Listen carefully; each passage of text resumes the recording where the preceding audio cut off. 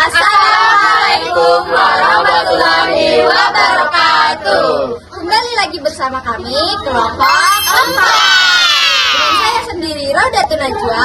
Saya Alexander Diki Herbawan. Saya Dicika Setika Berudamaning. Saya Askia Anissa Rahmah. Najwa Rizwan Darmina. Saya Vanessa Agustina. Saya Nursin Panggang. Saya Sita Zahra. Saya Aulia Nuraini.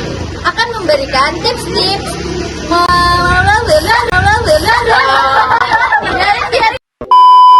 akan memberikan tips mengatur waktu belajar. Selamat menyaksikan.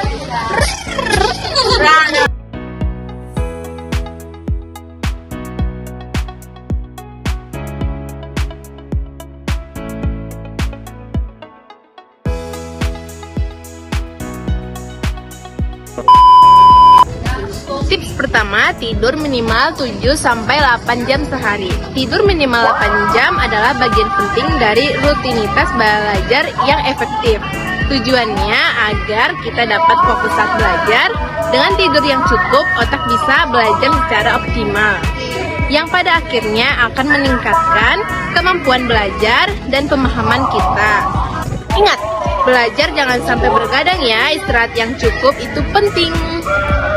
Tips nomor 2, yaitu tulis daftar mata kuliah yang ingin dipelajari. Ingat, kita tetap perlu belajar semua mata kuliah dalam satu hari ya. Ada baiknya kita belajar satu mata kuliah saja setiap hari, namun dengan waktu yang tidak terlalu singkat. Tentukan prioritas saat menyusun jadwal belajar, jangan lupa untuk menyusunnya. Misalnya saja, jika minggu depan ada kuis atau presentasi mata kuliah tertentu, maka usahakan 1 minggu sebelumnya kamu hanya fokus belajar pada mata kuliah tersebut. Tips yang keempat yaitu sesuaikan durasi belajar dengan kemampuan diri sendiri. Setiap mahasiswa memiliki kemampuan berpikir dan durasi fokusnya masing-masing. Oleh karena itu, jangan ragu untuk menentukan durasi belajar sesuai dengan kemampuan diri sendiri. Apabila durasi belajar tidak sesuai dengan kemampuan diri sendiri, itu akan membuat materi sulit untuk dipahami. Hal ini juga bisa membuat kita menjadi mudah stres dan akhirnya sakit. Selanjutnya, kamu harus melakukan sisihkan waktu luang di tengah padatnya aktivitas yang kita lakukan setiap hari.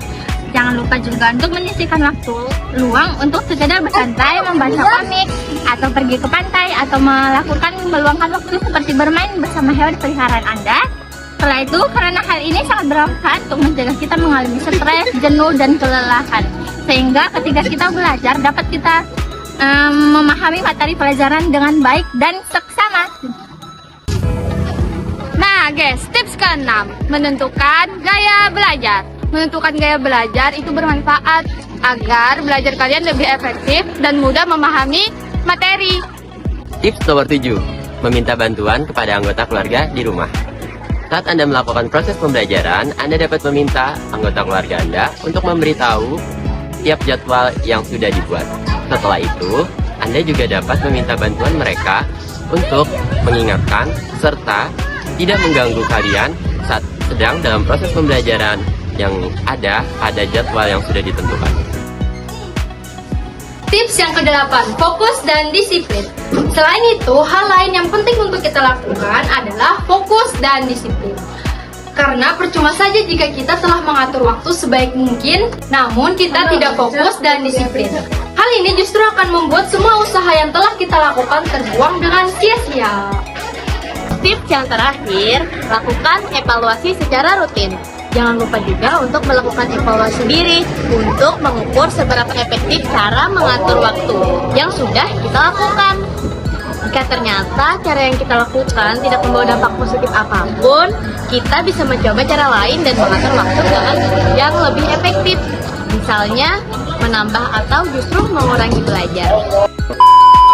Sekian tips dari kami, kelompok 4. Semoga bermanfaat.